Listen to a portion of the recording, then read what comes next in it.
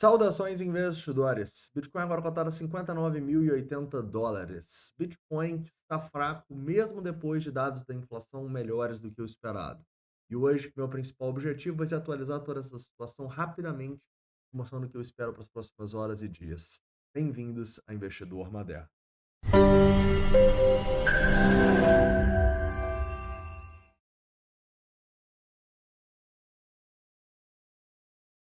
Investidores, antes de começar, gostaria de avisar vocês que estarei respondendo as suas dúvidas aqui no meu Instagram, tá bom? Então não deixa de vir aqui no primeiro link da descrição e mandar todas as suas dúvidas aqui, beleza? E dê preferências para aquelas dúvidas que dá para usar com o gráfico, beleza?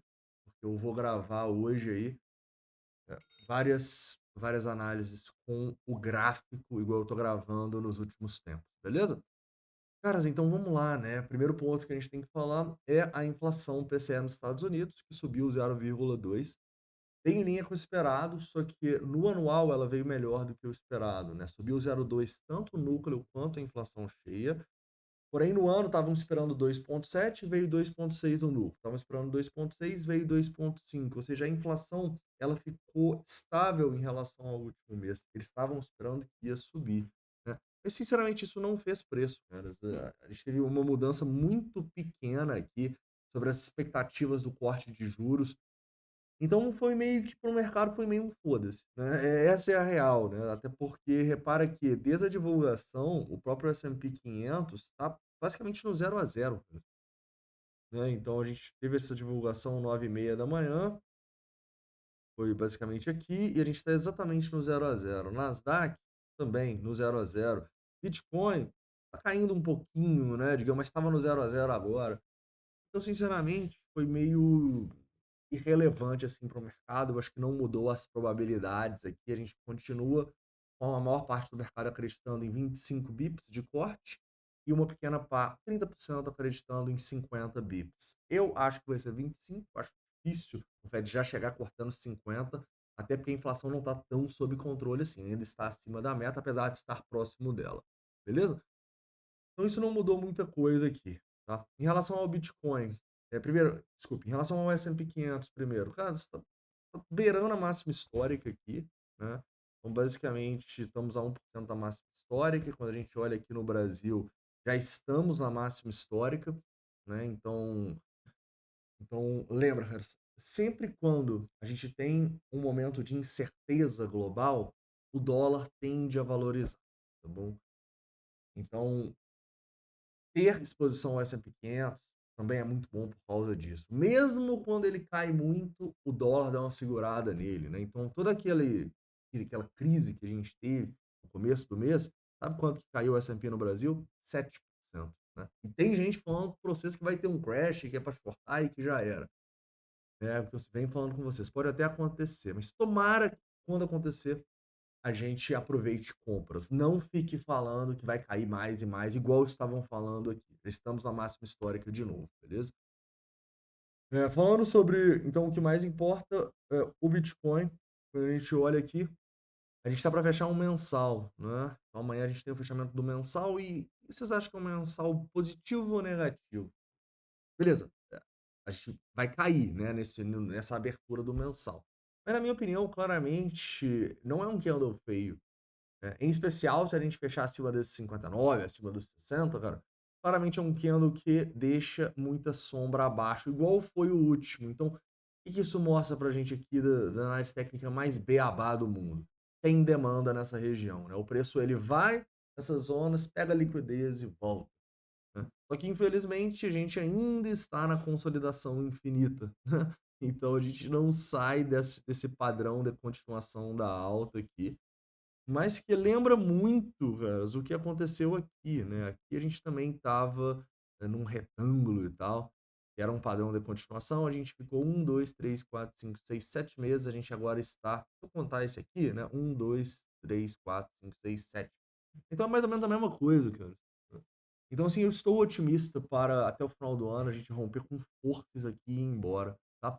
Porque sendo bem sincero com vocês, eu vejo que a gente captou a liquidez necessária, foi em zonas de Fibonacci importante, até se eu pegar do fundo, para a gente continuar subindo. Então, no longo prazo, eu continuo extremamente otimista, tá bom?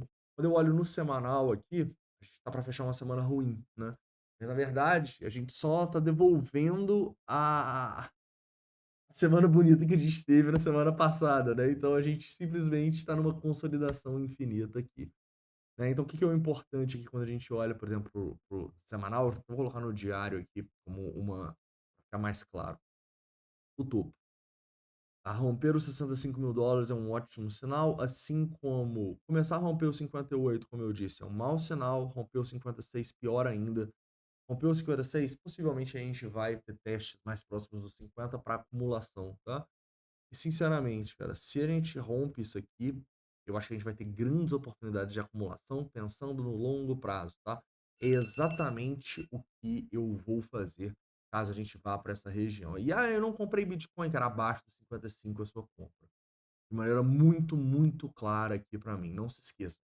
Tem a maior venda no diário, desculpe, o maior volume no diário desde, cara, nem me lembro mesmo, onde que foi? Desde Desde abril de 23, abril, março de 23, né, então tem muita gente presa nesse fundo, cara. Então eu acho que sinceramente a situação no longo e no médio prazo são boas para o Bitcoin, tá.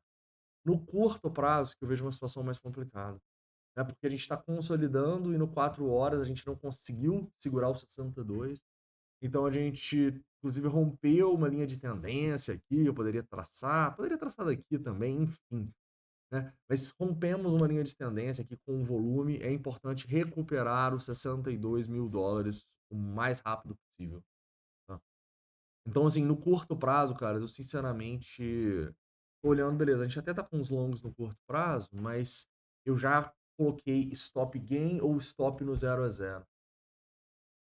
Eles deram essa oportunidade porque, cara, o curto prazo aqui tá muito nebuloso, na minha opinião, e o que me deixa, assim, mais tipo: "Cara, o que tá acontecendo?", é que a gente tá tendo quedas muito fortes, muito rápido, sabe.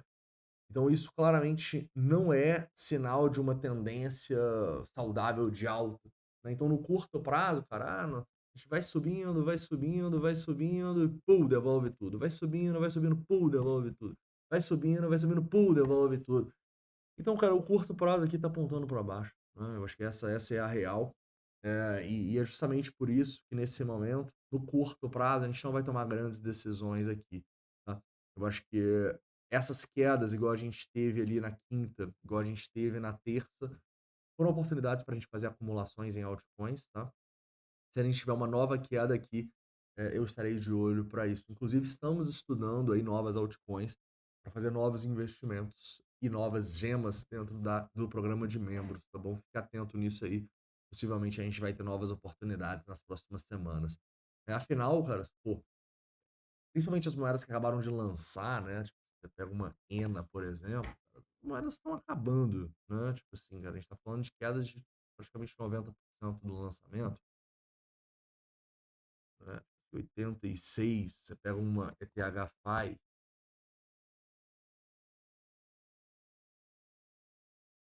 85. Então, tipo assim, as moedas estão acabando, cara. E talvez seja o momento de correr risco em algumas delas, a gente vai estudar com muita calma isso, e vamos estar de olho aí, caso o Bitcoin tenha mais quedas para a gente fazer essas compras. E onde que a gente vai olhar para fazer essas compras, cara? Em momentos que a gente tiver vendas grandes, tá bom? Então, se eu chegar, começar a ter uma queda agora, e tiver mais de US$ 500 milhões de delta de venda, igual a gente teve aqui ontem, cara, eu vou olhar para compra, beleza?